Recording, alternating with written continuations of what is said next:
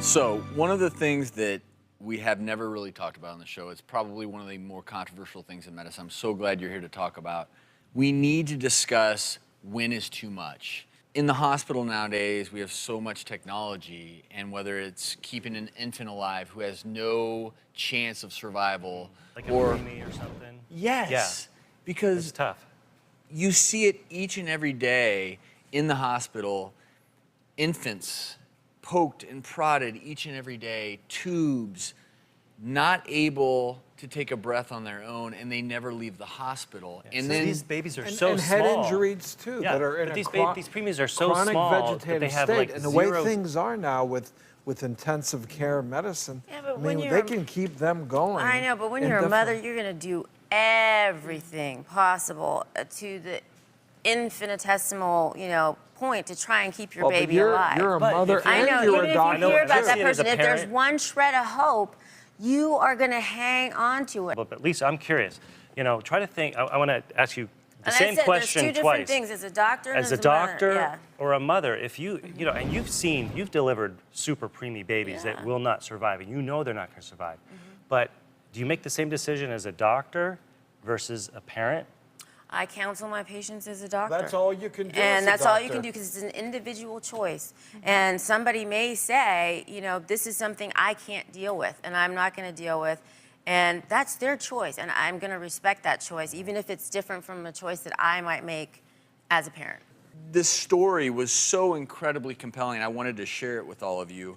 I think it's a classic example of something that doctors are considering fetal care, but a mother's love is so profound that she couldn't let go. So, two twins, Caden and Cameron, they were born March 31st last year in 2010. Their mother, Brianna, 21 years of age, a single mother, when they were born, she was told that something was wrong. They were actually conjoined twins.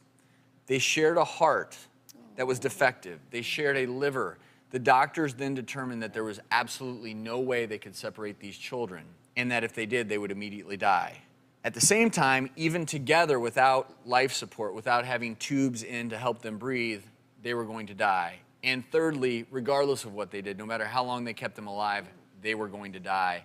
And this mother, by the grace of God, like you said, they gave her a DNR, do not resuscitate, and the hospital ethics committee felt like the best thing for the babies was to not be aggressive, and the mom couldn't let go, so she said, do it all. And this, So she didn't sign the DNR. She did not sign the DNR. Didn't she sign did it. not sign the DNR. So I literally was going to talk about this in a show tomorrow. I called up Brianna because I wanted to just welcome her, let her feel comfortable, because I was going to be calling her live on the show. And this is how fragile this is. I said, how are the boys, Caden and Cameron? And she said, they're not doing so well tonight. And these boys had never left the hospital. They were over 1 year of age, still on breathing tubes. But she went and visited them, took a bus every single day to go see them. Wow. And so Probably helped she keep was them supposed to alive. be on the show.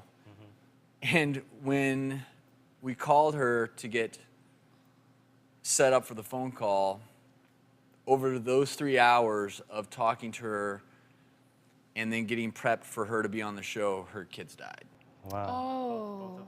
Looking back at this now, because obviously we're not going to have Brianna on the show to talk to her and ask her, but That's awful.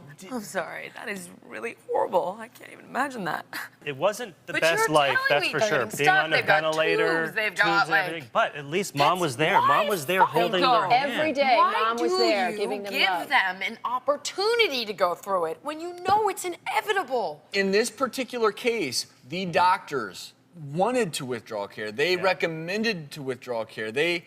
And she refused. And again, that's going to sound now, given everything that's happened, this is going to sound really cruel, but she said do everything, and the doctors had no choice but to do this, even though they felt that it wasn't in the best interest of the children.